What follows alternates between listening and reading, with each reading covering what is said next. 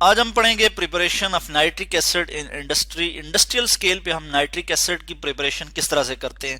तो हमारे पास इसके लिए एक प्रोसेस है जिसे हम कहते हैं Ostwald's method of nitric acid preparation. Ostwald's जो है ये एक साइंटिस्ट थे जिन्होंने सबसे पहले इस मेथड को इंट्रोड्यूस करवाया। उनका नाम क्या था जी? ओस्टवर्ल्ड्स। मैं यहाँ लिख लेता हूँ ओस्टवर्ल्ड्स मेथड। तो उसके बाद हम जो नाइट्रिक एसिड को इंडस्ट्रियल स्केल पे प्रिपेयर करते हैं वो ओस्टवर्ल्ड्स मेथड के तहत करते हैं, ओस्टवर्ल्ड्स मेथड।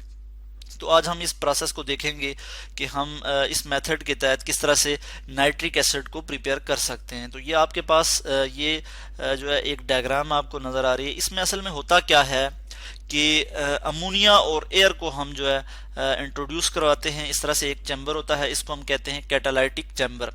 यहाँ पे क्या होता है? प्लेटिनियम गॉज कहते हैं जाली को। तो प्लेटिनियम गॉज होती है प्लेटिनियम एंड रोडियम गॉज, ठीक है।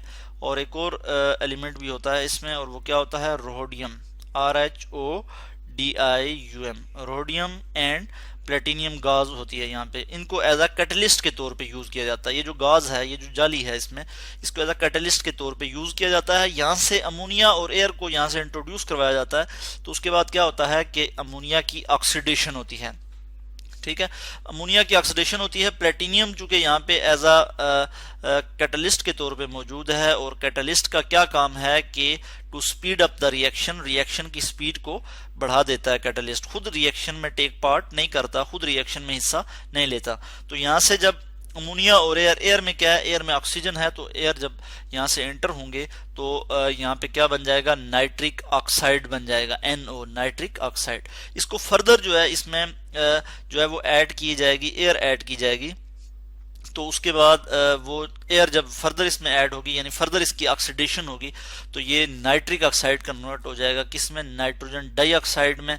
और नाइट्रोजन डाइऑक्साइड ये यहाँ पे कूलिंग टावर है, और नाइट्रोजन डाइऑक्साइड जो है ये इसके बाद नेक्स्ट चैम्बर में मूव करेगा जिसे एब्जॉर्प्शन टावर कहते हैं, या एब्जॉर्प्शन चैम्बर जो है। इसमें क्या होगा? वाटर यहाँ से ऐड होगा, हम वाटर ऐड करेंगे, और वाटर जो है, या फिर हमने जो नाइट्रोजन डाइऑक्साइड प्रोड्यूस किया है उसको हम डिजॉल्व कर देते हैं, डायरेक्टली डिजॉल्व कर देते हैं वाटर में, ताकि हम नाइट्रिक एसिड प्रोड्यूस कर सकें, और यहाँ से हमारे पास नाइट्रिक एसिड जो है वो हासिल हो जाएगा।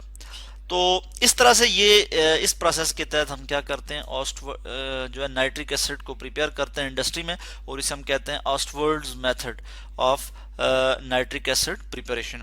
इस चीज़ को हम मज़ीद एक फ्लोशीट डायग्राम से भी देख लेते हैं, और इस सारे प्रोसेस की केमिस्ट्री को हम अभी स्टडी करते हैं। तो ये आपके पास एक फ्लोशीट डायग्राम है। इसमें आप देख रहे हैं कि यहाँ से एयर जो है वो बाय वॉल्यूम 8% या हम इसको इस तरह से कह देते हैं कि 8 वॉल्यूम, एयर का जो वॉल्यूम है वो 8 है, और अमोनिया का वो 1 है। यानी अमोनिया जो है वो 1 गुना है एयर की निस्बत, और एयर जो है वो 8 गुना ज़्यादा है अमोनिया की निस्बत, ठीक है। बाय वॉल्यूम हम बात करें तो एयर जो है वो 8% बाय वॉल्यूम, या फिर हम कहते हैं 8 पार्ट्स बाय वॉल्यूम जो एयर है, और 1 पार्ट बाय वॉल्यूम जो है वो अमोनिया है। और इनको हम ऐड करते हैं, इनको हम इंट्रोड्यूस करवाते हैं कहाँ पे जी? कैटालाइटिक चैम्बर में, ठीक है। जैसा कि हमने ऊपर बताया कि जिसमें हमारे पास क्या है जी? प्लेटिनियम है, और रोडियम जो है उसको भी हम यहाँ पे यूज़ करते हैं एज अ कैटलिस्ट के तौर पे। तो रिएक्शन किस तरह से होता है ये आप देख सकते हैं कि अमोनिया जो है, मैं यहाँ लिख लेता हूँ, अमोनिया रिएक्ट कर जाएगा ऑक्सीजन के साथ, यानी अमोनिया की ऑक्सीडेशन होगी, और हमारे पास क्या आ जाएगा? इस रिएक्शन को मैं इस तरह से शो करूँगा कि ये रिवर्सिबल रिएक्शन होता है इस तरह से। यानी हमारे पास क्या बन जाएगा? नाइट्रिक ऑक्साइड प्लस वाटर हमारे पास आ जाएगा, और किसकी मौजूदगी में आएगा? एक कैटलिस्ट जो हमने यूज़ किया है, हमने कहा कि गाज जो है, प्लेटिनियम गाज जो हमने यूज़ किया, ऊपर हमने देखा कि एक जाली सी है प्लेटिनियम की जो हम एज अ कैटलिस्ट के तौर पे यूज़ करते हैं। यहाँ पे इस इक्वेशन को हम इसी तरह बैलेंस कर लेते हैं जिस तरह से हमने यहाँ पे देखा है कि बैलेंस है, और यहाँ पे 4 आ जाएगा, और यहाँ पे 6 आ जाएगा। इक्वेशन जो है यहाँ पे बैलेंस हो जाएगी। तो इस रिएक्शन में आप देख रहे हैं कि क्या हुआ जी? अमोनिया की ऑक्सीडेशन हुई है, और नाइट्रिक ऑक्साइड बन गया है, NO, नाइट्रिक ऑक्साइड हमारे पास आ गया है। अब फर्दर फिर क्या होगा कि नाइट्रिक ऑक्साइड की भी ऑक्सीडेशन होगी, यानी इसके बाद हम नाइट्रिक ऑक्साइड को इंट्रोड्यूस करवाते हैं। आगे कहाँ चला जाता है? ऑक्सीडेशन चैम्बर में चला जाता है। ऑक्सीडेशन चैम्बर में क्या होगा कि नाइट्रिक ऑक्साइड की फर्दर ऑक्सीडेशन होगी, यानी इसी तरह से मैं यहाँ इस रिएक्शन को शो कर सकता हूँ कि NO प्लस O2 और ये हमारे पास क्या आ जाएगा, नाइट्रोजन डाइऑक्साइड, यानी एक और ऑक्सीजन इसमें ऐड हो जाता है और हम लिखते हैं नाइट्रोजन डाइऑक्साइड। यहाँ पे 2 आ जाएगा, यहाँ पे भी हम 2 लिख लेंगे। इस तरह से नाइट्रिक ऑक्साइड की फर्दर जो है वो ऑक्सीडेशन हुई और नाइट्रोजन डाइऑक्साइड हमारे पास आ गया। इसको भी हम रिवर्सिबल रिएक्शन से लिखेंगे यहाँ पे इस तरह से, ठीक है। यानी इसका मतलब ये है कि रिएक्शन जो है दोनों साइड प्रोसीड हो रहा है, रिएक्टेंट रिएक्ट करके प्रोडक्ट बना रहे हैं तो प्रोडक्ट दोबारा कन्वर्ट हो रहे हैं रिएक्टेंट्स में।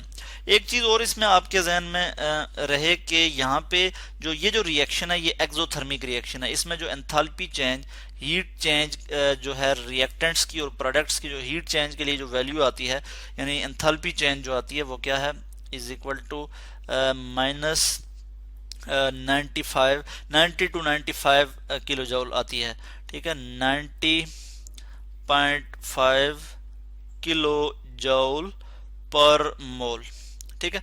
तो इस तरह से ये इसकी वैल्यू यहाँ पे आ जाएगी। तो ये जो एक्सोथर्मिक रिएक्शन है, जितनी ज़्यादा हीट यहाँ से हम रिलीज कराएंगे, या फिर हम इस तरह से कहते हैं कि जितना ज़्यादा हम इसमें जो है हीट रिलीज होगी तो इसकी वजह से क्या होगा कि उतनी ही ज़्यादा हमें प्रोडक्ट हासिल होगी, यानी नाइट्रिक ऑक्साइड हमें ज़्यादा से ज़्यादा हासिल होगा, ठीक है। इक्विलिब्रियम जो है वो फॉरवर्ड साइड ज़्यादा शिफ्ट होगा। तो इस तरह से यहाँ पे क्या प्रोड्यूस हुआ, नाइट्रिक ऑक्साइड, और यहाँ पे फिर नाइट्रिक ऑक्साइड की फर्दर हमने ऑक्सीडेशन की। ऑक्सीडेशन हम किस तरह से करेंगे कि यहाँ पे हम एक्सेस में एयर की मजीद जो है वो यहाँ पे सप्लाई करेंगे, मजीद एयर जो है एक्सेस ऑफ एयर में, यहाँ पे इसकी मैं यहाँ लिख लूँगा, एक्सेस एयर में जो है इसकी फर्दर जो है ऑक्सीडेशन होगी, यानी नाइट्रिक ऑक्साइड नाइट्रोजन डाइऑक्साइड में कन्वर्ट होगा।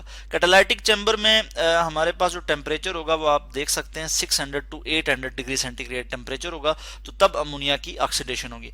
और ऑक्सीडेशन चैम्बर में किसकी ऑक्सीडेशन होगी, नाइट्रिक ऑक्साइड की। और फिर उसके बाद क्या होगा कि नाइट्रिक ऑक्साइड की ऑक्सीडेशन होगी तो नाइट्रोजन डाइऑक्साइड बनेगा, और नाइट्रोजन डाइऑक्साइड फिर फर्दर क्या होगा कि इसको हम डायरेक्टली डिजॉल्व कर देते हैं वाटर में, और यहाँ से वाटर इंटर होगा, यानी एब्जॉर्प्शन चैम्बर में चला जाएगा। नाइट्रोजन डाइऑक्साइड जो है एब्जॉर्प्शन चैम्बर में चली जाएगी। ये क्या है जी, ये गैस है, इसको मैं यहाँ इस तरह से भी लिख सकता हूँ। नाइट्रिक ऑक्साइड भी क्या है, गैस है। ऑक्सीजन क्या है, ये भी गैस है, इसको मैं इस तरह से भी यहाँ पे भी लिख सकता हूँ। और यहाँ पे भी नाइट्रिक ऑक्साइड क्या है जी, गैस है। वाटर जो है वो लिक्विड की फॉर्म में है, और ऑक्सीजन जो है आपको पता है गैस की फॉर्म में होगा। अमोनिया भी क्या होगी, गैस होगी। तो यहाँ पे हम इस चीज़ को लिख सकते हैं कि हम G से रिप्रेजेंट करके गैस को बता सकते हैं। तो यहाँ पे नाइट्रोजन डाइऑक्साइड जो है, इसमें जब वाटर डिजॉल्व होगा और साथ ऑक्सीजन भी है, तो ये हमारे पास क्या बन जाएगा, नाइट्रिक एसिड बन जाएगा। जैसा कि हमने आपको यहाँ पे भी दिखाया कि जो एब्जॉर्प्शन टावर है, इसमें हम डायरेक्टली वाटर जो है ऐड करते हैं नाइट्रोजन डाइऑक्साइड में, तो नाइट्रोजन डाइऑक्साइड नाइट्रिक एसिड की फॉर्म में हम यहाँ से कलेक्ट कर लेते हैं। तो इस तरह से हमने यहाँ देखा कि नाइट्रिक एसिड जो है वो इंडस्ट्रियल स्केल पे किस तरह से प्रिपेयर होता है।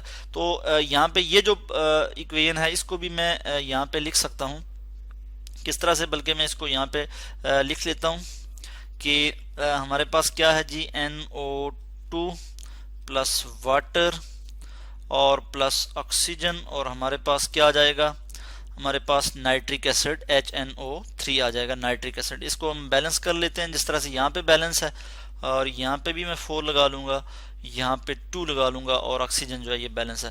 तो इस तरह से जो है हम देखते हैं कि नाइट्रिक एसिड जो है हमारे पास प्रिपेयर हो गया। इसको मैं यहाँ गैस लिख लेता हूँ, इसको मैं लिक्विड लिख लूँगा, और इसको भी जो है मैं गैस लिख लूँगा, और हमारे पास नाइट्रिक एसिड जो आ जाएगा ये हमारे पास लिक्विड फॉर्म में आ जाएगा। यहाँ पे भी अमोनिया क्या है, गैस है। इसको भी यहाँ इनकी मैं स्टेट्स मेंशन कर लेता हूँ, और ये मैंने मेंशन कर लिए हैं इसकी स्टेट्स। यहाँ पे वाटर जो है लिक्विड फॉर्म में है, और नाइट्रिक ऑक्साइड जो है ये गैस है। तो इस तरह से हमने यहाँ पे देखा कि ये क्या हुआ जी, कि नाइट्रिक एसिड किस तरह से प्रिपेयर हुआ। नाइट्रिक एसिड इस प्रोसेस के तहत जो हमारे पास आता है वो उसकी जो कंसंट्रेशन होती है वो 68% होता है। उसको हम फर्दर जो है कंसंट्रेट कर सकते हैं अगर हम उसे पास करें सल्फ्यूरिक एसिड से, ठीक है। अगर हम उसे सल्फ्यूरिक एसिड से पास करें तो हमारे पास 98% तक जो है वो नाइट्रिक एसिड आ सकता है। तो इस तरह से आज हमने क्या स्टडी किया जी कि Ostwald's method of nitric acid preparation.